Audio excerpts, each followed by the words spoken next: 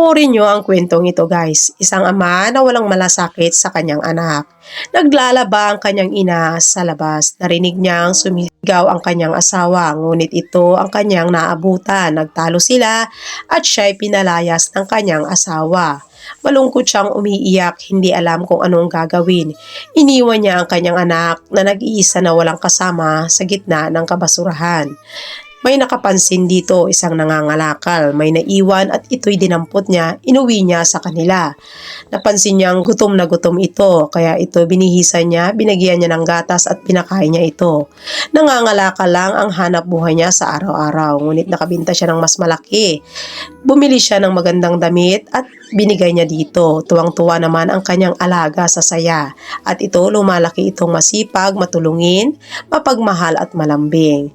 Kaya ito ang ginagawa niya kapag wala siyang pasok, tumutulong siya.